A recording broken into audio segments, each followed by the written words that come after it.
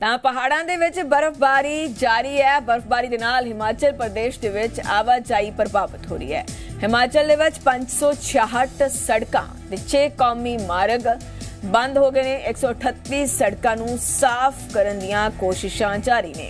ਸੂਬੇ ਦੇ ਵਿੱਚ 206 ਮਸ਼ੀਨਾਂ ਅਤੇ ਸਮਰਪਿਤ ਕਰਮਚਾਰੀ ਤੈਨਾਤ ਨੇ। ਵਿਕਰਮਾਦਿੱਤਿਆ ਸਿੰਘ ਆਵਾਜਾਈ ਬੰਦ ਹੋਣ ਨਾਲ ਸੂਬਿਆਂ ਨੂੰ 450 ਕਰੋੜ ਦਾ ਨੁਕਸਾਨ ਹੋਇਆ। ਮੰਤਰੀ ਵਿਕਰਮਾਦਿੱਤਿਆ ਦਾ ਅਜਿਹਾ ਕਹਿਣਾ ਹੈ ਕਿ ਆਵਾਜਾਈ ਬੰਦ ਹੋ ਗਈ ਹੈ। ਮੌਸਮ ਦੀ ਖਰਾਬੀ ਦੇ ਚੱਲਦਿਆਂ ਤਾਂ 450 ਕਰੋੜ ਦਾ ਨੁਕਸਾਨ ਹੈ ਜਿਹੜਾ ਉਹ ਹੋਇਆ। ਹਿਮਾਚਲ ਪ੍ਰਦੇਸ਼ ਦੇ ਵਿੱਚ ਮੌਸਮ ਦੀ ਖਰਾਬੀ ਹੈ। शिमला तो साडे सहयोगी समीक्षा राणा साडे नाल लाइव जुड़ चुके हैं। तो शिमला दा रुख कर लैने आ। तो समीक्षा, शिमला दे मौसम दे मिजाज इस वक्त किहो जे ने? बिल्कुल, देखिए आप तस्वीरों में देख सकते हैं कि खूबसूरत नज़ारों के बीच में इस वक्त हिमाचल प्रदेश की राजधानी है। सफ़ेद चादर ओढ़े पहाड़ों की रानी इस वक्त आप देख सकते हैं कि किस तरह से चांदी सी परत एक लिपटी हुई है और इन्हीं नज़ारों को देखने के लिए दूर दराज से सैलानी यहाँ पर पहुँचते हैं। लेकिन जहाँ ये खूबसूरत नज़ारे एक तरफ देखने को मिलते हैं, वहीं स्थानीय लोगों की दुश्वारियाँ भी बढ़ती हुई नजर आती हैं। लेकिन फिलहाल आपको तस्वीरें दिखाते हैं कि किस तरह से सभी इंजॉय कर रहे हैं। यहाँ पर आप देख सकते हैं सुबह से ही यहाँ पर सैलानी पहुंचे हुए हैं और मस्ती यहाँ पर फुल की जा रही है। इनसे भी हम बातचीत करने का प्रयास करेंगे क्योंकि लंबे इंतजार के बाद बर्फबारी हुई है और इन्हीं तस्वीरों को देखने के लिए सैलानी खासकर हिमाचल का रुख करते हैं और पहाड़ों की रानी का रुख करते हैं। कहाँ से हैं आप? चंडीगढ़ से। कैसा लग रहा है आपको इन खूबसूरत नजारों के बीच? बढ़िया व्यू है, बढ़िया स्वाद लेते हैं। अच्छा है। पहले देखिए सर आपने कभी बर्फबारी? हाँ जी, पहले आए थे यहाँ पे, पहले देखी थी, अब भी अच्छी है। किस तरह से देखते हैं जब भी इस तरह से स्नोफॉल होता है और आप पहाड़ों का रुख करते हैं? बस जी, बहुत मज़ा आ रहा है। हम तो जैसे हमें पता चला कि बर्फ़ पड़ गई है शिमला में, हम तो तभी पहुंच गए यहाँ पर। और मैं तो रिकमेंड भी करता हूँ सबको, आइए, मजे लिए और सेफ रहिए। हाँ जी। सर आप कहाँ से आए हैं? पंचकुला जी। तो कैसा लग रहा है आपको यहाँ पर इस तरह का मौसम देख? आप तो ब्लैंकेट लेके आए हैं।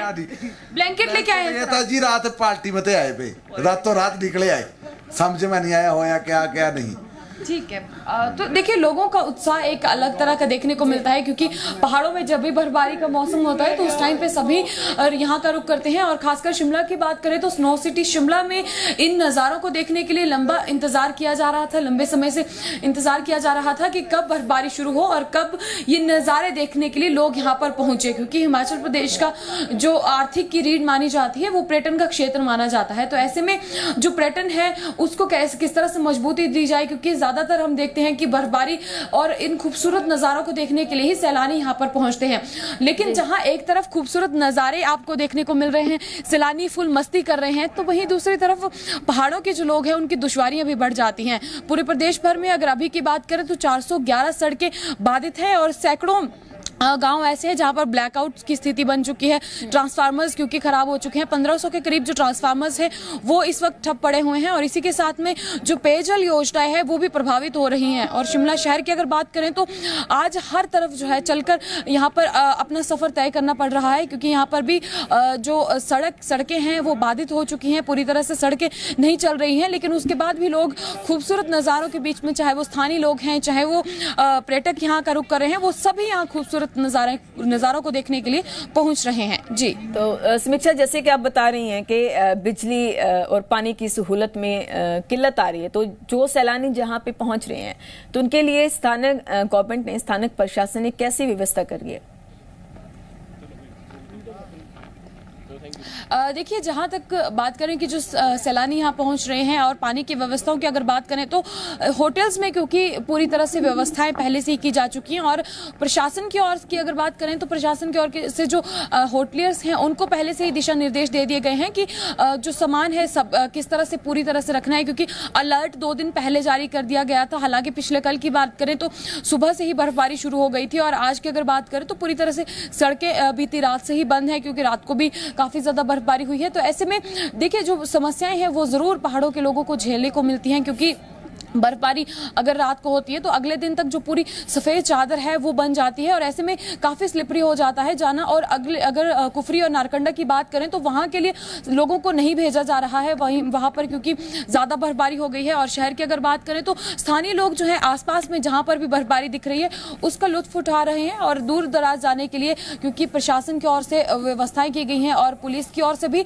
उन्हें आगे जाने से रोका जा रहा है। तो मौसम विभाग की तरफ से कोई एडवाइजरी जारी की गई है कि आने वाले कितने दिनों तक ऐसा ही मौसम बना रह सकता है?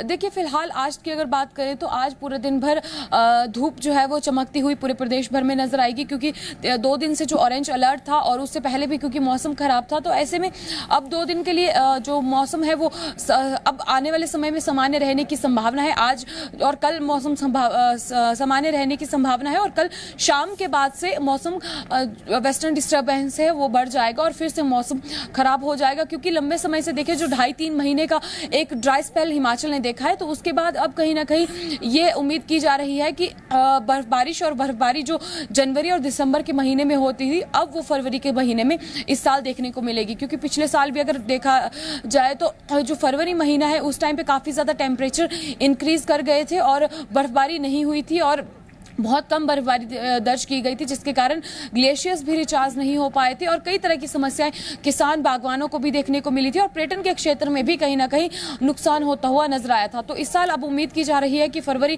का महीना शुरू हो गया है और ऐसे में फरवरी के महीने की शुरुआत बर्फबारी के साथ हुई है, तो ऐसे में अब उम्मीद की जा रही है जो ड्राई स्पेल था वो निकल गया है, सूखा टूट चुका है, तो अब फरवरी महीने में इसी तरह का मौसम आगे रहने वाला है। समीक्षा, एक बात और हम जाननी चाहेंगे, जैसे कि विक्रमादित्य सिंह ने बोला कि 450 करोड़ का नुकसान है जो हुआ है क्योंकि आवाजाही है जो अच्छे से सुचारू ढंग से नहीं चल रही है, तो उससे बाहर आने के लिए सरकार के पास कोई ब्लूप्रिंट था या प्री प्लानिंग थी इसके लिए? क्योंकि जैसे मौसम विभाग तो पहले से अपनी एडवाइजरीज दे रहा था और ऑलरेडी ही इन्फॉर्म कर रहा था। देखिए जब भी हर साल बर्फबारी होती है या सीजन जो आता है उस टाइम उससे पहले ही एक बैठक जो है वो की जाती है, हाई लेवल की बैठक की जाती है जहां पर पीडब्ल्यूडी विभाग अपने अधिकारियों को निर्देश देते हैं। ठीक है समीक्षा, बहुत बहुत शुक्रिया तमाम जानकारी के लिए।